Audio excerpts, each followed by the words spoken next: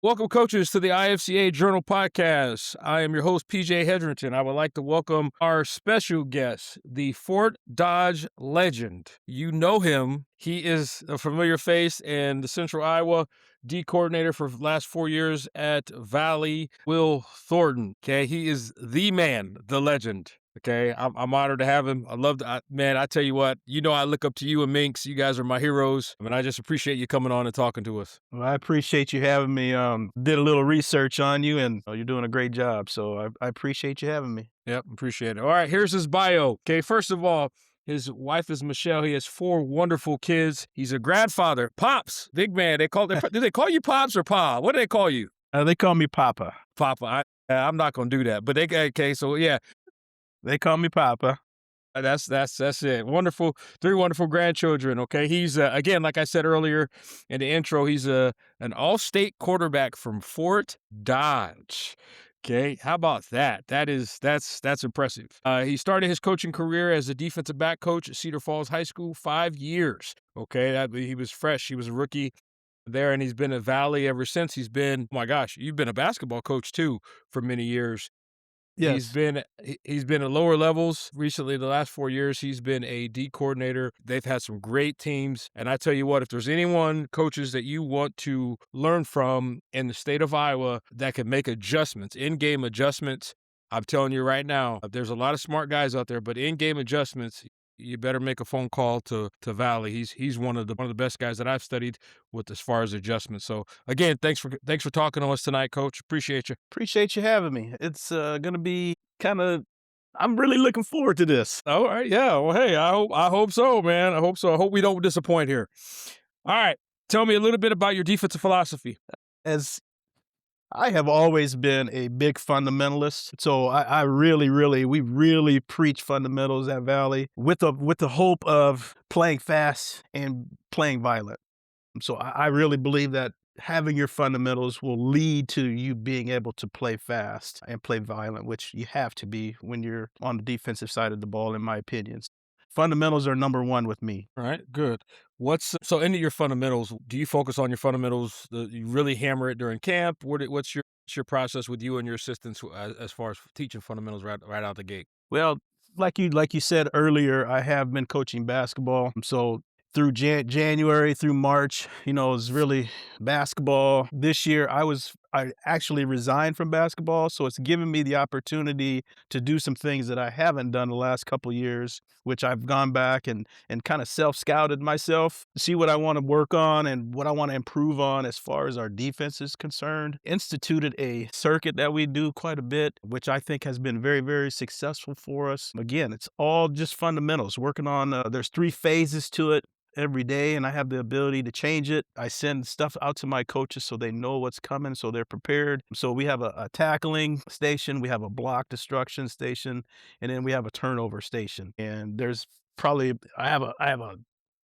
pool of things that I pull from. So we change it quite a bit. So we're making sure that we're hitting all phases pretty much every day that I get time to do it. But I think it's really, really been beneficial to our program and to our defense. So just trying to hit those fundamentals of blocking and tackling and trying to get some turnovers because of the people that we play against. We got to try and turn them over so we can get our offense the ball back. Okay. All right. Feeding into that, how long is your tackling circuit, and then how do you structure it? Because you have a lot of kids at Valley. Okay, so what's your time frame, and then how do you structure it? It's really short and sweet. It's 10 minutes, but really it's 9 minutes. But I give ourselves about a minute of transition time. So we go 3 minutes each station. And the way I have it set up is I give my secondary coaches, I'm fortunate to have 2 guys coaching the secondary, 1 guy coaching the safeties, 1 guy coaching the corners. Mm, I'll give them what they have for the day, and then I have 2 guys coaching the linebackers, and I have 2 guys coaching the defensive line. So mm, I get to oversee it all, yeah. so I can go to each station and watch what we're doing. And 3 minutes and we rotate. So it's quick, short, sweet, 9 minutes, and then we move on. Yeah. Now you said your D line's included in that too, right? The D line is included. Okay. All right. Good. That's awesome. So how many assistant coaches do you have underneath you on the defensive side of the ball? Like I said, we're fortunate enough at Valley to have volunteers, and every program has them. Our defensive line, we have one paid coach, and then we have a volunteer. And then the linebackers, we have 2 volunteers, one guy that's been with me for a long time. And then our secondary, we have a paid position, and then we have another volunteer. So I have 6 guys underneath me. Mm, okay, okay. Well, the reason why I'm asking is because there's some of our younger coaches or coaches in small communities that don't have like 16, you know what I mean? Coaches, a lot of coaches Right, underneath. So right. they're as they're hearing you, they're processing how to make a circuit work for them.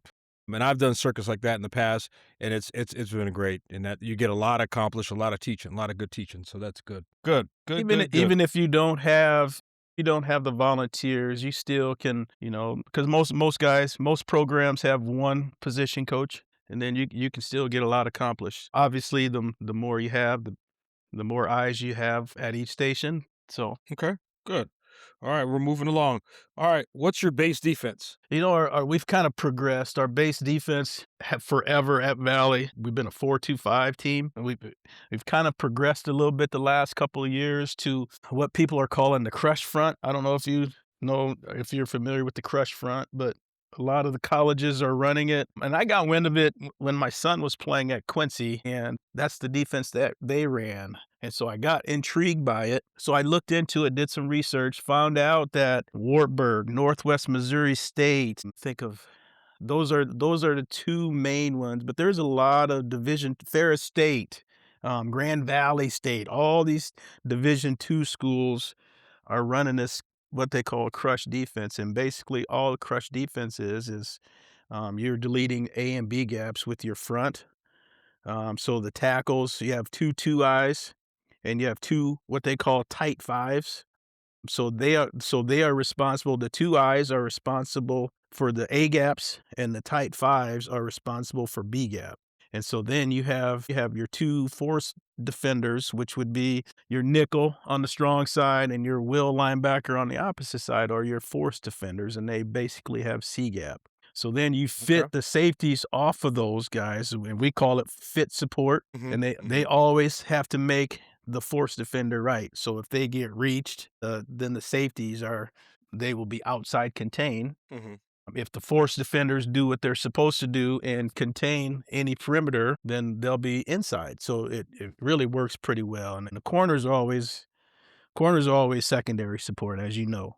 So that's kind of what we've adopted.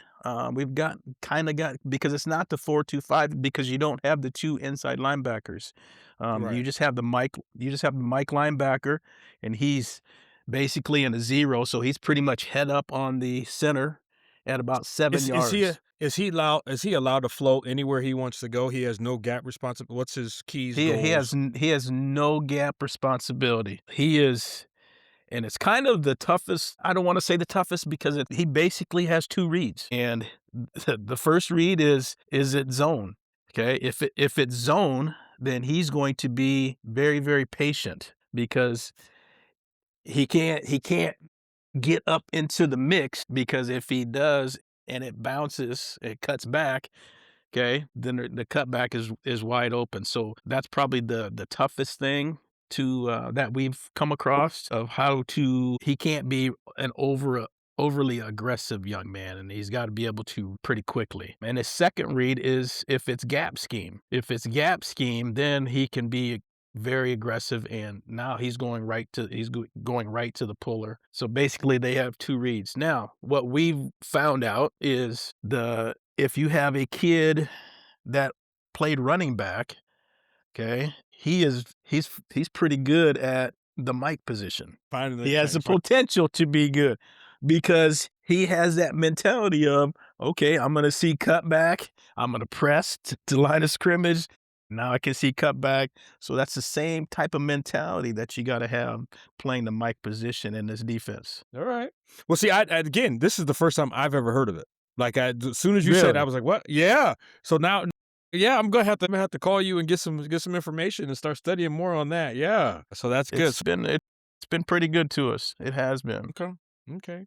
Yep. So see, coaches, we're all learning as we go here. So that's something to again to study and to pick up in pieces of it. So and we'll get back into more of the linebacker play a little bit later. But so with that front, are you adding any bear grizz? Are you adding any goal line stuff in that crush? So what we do is, and it's all predicated on who you're playing and what you're going to see. Obviously, we play our crush front, but we also have the ability to go three down. We dabble with the 3-4 look, especially in passing situations. We try to, because the one disadvantage you run across when you run the crush front is, you got your front is responsible for A and B gaps. Okay, so what is that going to do to your pass rush? That's the one thing Are you that you down? have to that's the one thing that you have to realize is if it's third and 10 or third and long, okay, the crush front may not be good for you. It's basically, in high school football, in my opinion, and probably at any level, you have to be able to stop the run first. That's what we're after. So, that's back to that philosophy thing again. We got to be able to stop the run. If you can't stop the run, then it's going to be a long night for you. Right. Okay. So moving into that, and again, I'm poking holes, and this is our kind of meat and potatoes. All right. And in my mind, as a former defensive coordinator and a linebacker coach, I'm thinking to myself, okay, crush defense and all those things. Okay, how does that change when I'm facing an RPO team or a spread team, or in your case, you don't see a lot of wing T or flex bone. You see a lot of We spread, or you might see I. I mean, you see some I Right. teams. Yeah. Right. So the crush front really, if you see a and this is kind of why I was intrigued by it, because all the spread that we see now, back in the day, we see 21 personnel, we saw wing T, you see the double tight. So when we started seeing the spread and people were trying to match up, you got to think to yourself, okay, okay, what's the next progression? Because they have us outmatched. That's what really intrigued me. And then one thing that I did a couple years ago that I took and it's all you have to understand your personnel and what you have. We took a corner a guy that played corner for us, and we moved him to what we call our stud position, which is basically the nickel. So because a lot of the spread teams would try and get that outside linebacker and match him up against your The slot. fast two speed. Yeah. Right. And so now you have issues. Well, now what we've done the last couple years is we've taken really an extra DB that can play the run and play the pass. And so now we think we can match up with whoever, whenever, depending. Obviously, there's some other things that we do, but Yeah, yeah, yeah, yeah, yeah. So and that so probably helps you and that probably helps you with your RPO games. that helps with That's the the key. RPOs. Yes, That's okay. the key. That's Yeah. the key. Alright, good. So, and again, we're kinda we're talking we're going right into my 3rd question. Why is it important to have multiple looks and concepts in your defense? And again, you're talking about your crush front and your and whether, your odd front that you use and things like that. So, you clearly you value the multiple fronts and movements and stuff like that. So I do. It is really, really important because, last couple I think it was 2 years ago, we were playing against a team and going back and watching the film, realize what they were trying to do against us. Mhm. You self-scout, and Right. we had that tendency where, if it's third and long, like I talked about, we're gonna go to our 3 down, but we also brought in an extra DB on the weak side. So what happened is they would check to that, to a run, Mm, going to the weak side. weak So, side. so we made some adjustments, and so now we feel like we're in a good spot, but Good. you never know. Good, good, good. Yeah. Okay. So with that multiple front, okay, and again, say I'm a young coach, and again I'm running whatever I'm running, whether it's an even odd or whatever it is. How do you prep during the week, okay, for an opponent, and what are you looking for to where you can use your crush or use whatever you're going to use to attack or maybe get some kind of advantage?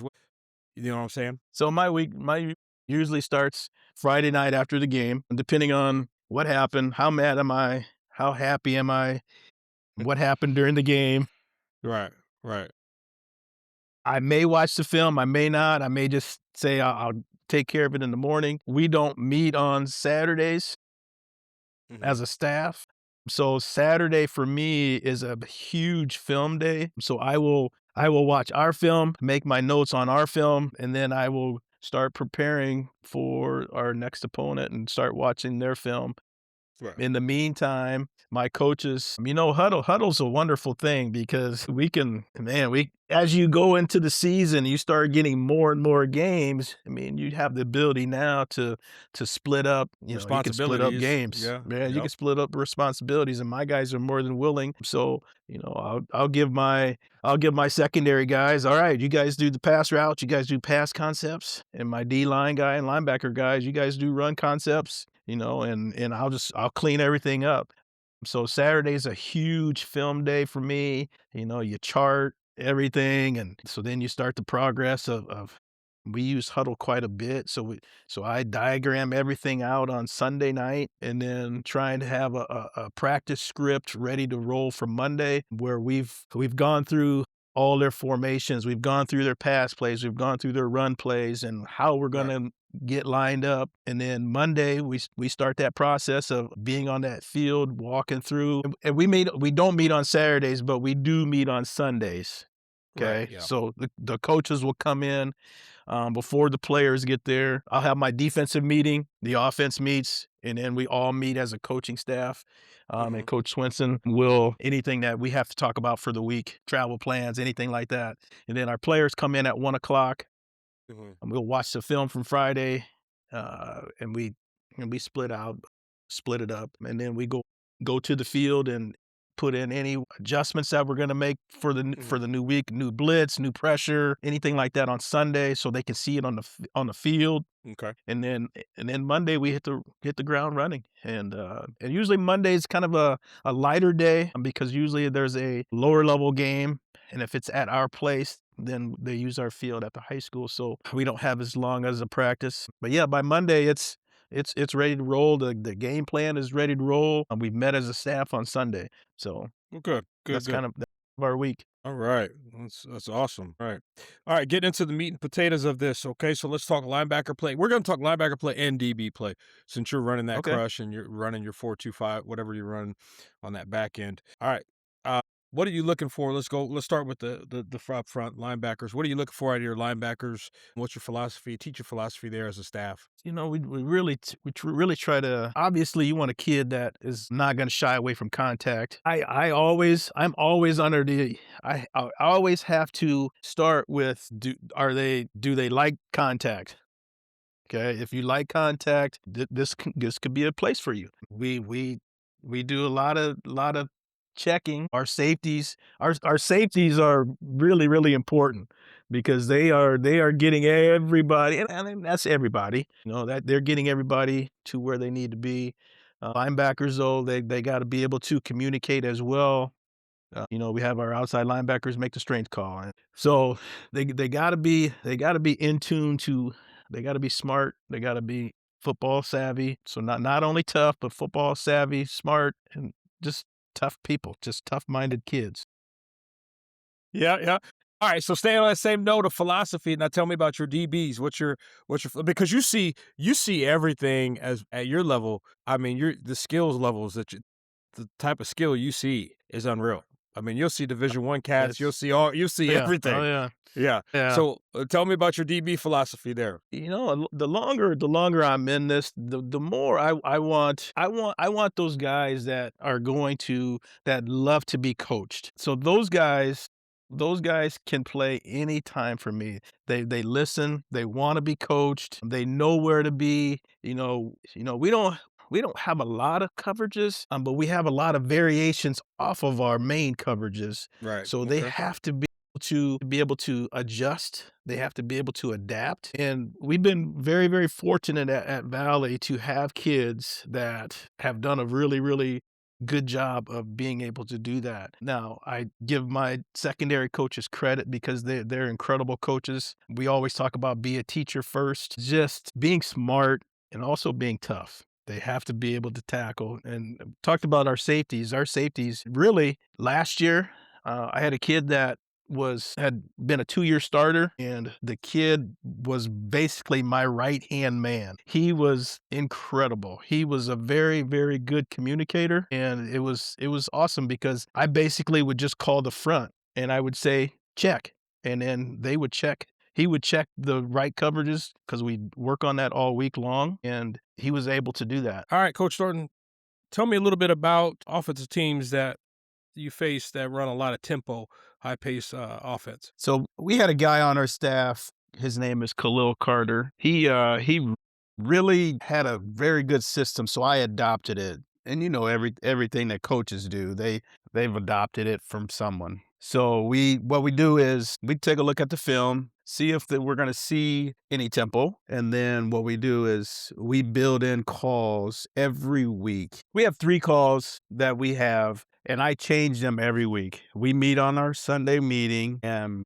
basically I look at what the other team likes to do with their tempo and decide what we're going to do against it. And so we have 3 calls, and it makes it very easy for our guys to look over. We have signals with them, and so as soon as they get the signal, they know what we're doing. So it makes it pretty easy. Well, good. But what advice would you give to a young coach, that young defensive coordinator that's facing a tempo team? What are some strategies that you found that worked?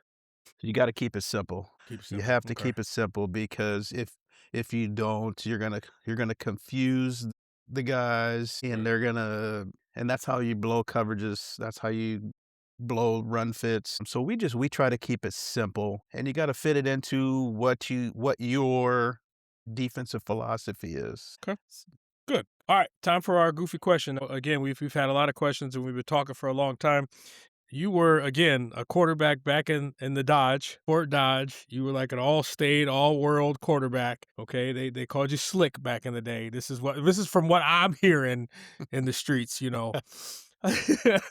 All right, my goofy question for you is you wore this afro. You had this afro. All right. So if you had to do it again, would you rock the afro or the flat top? What would you do? I think I would rock the flat top. I think, yeah, all right. You got to get the I kid would play. I would rock the flat top. That a boy. We went to when we went to the Gates Barbershop. No, excuse me, Okay.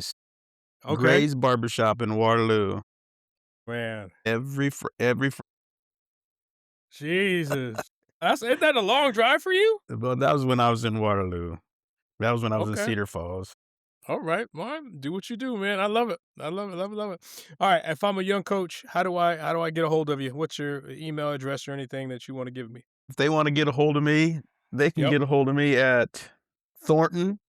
It's THORNTONW at WDMCS.org. All right. And I would All right, my man. I appreciate having you on. Thank you again, Coach, for your time. Thank you, coaches, for paying close attention to this podcast and listening and following and hitting the subscribe button on YouTube. Like I said, I hope the off season is going well for all of you. And like I always say, keep grinding. Thanks for tuning in. thanks for having me.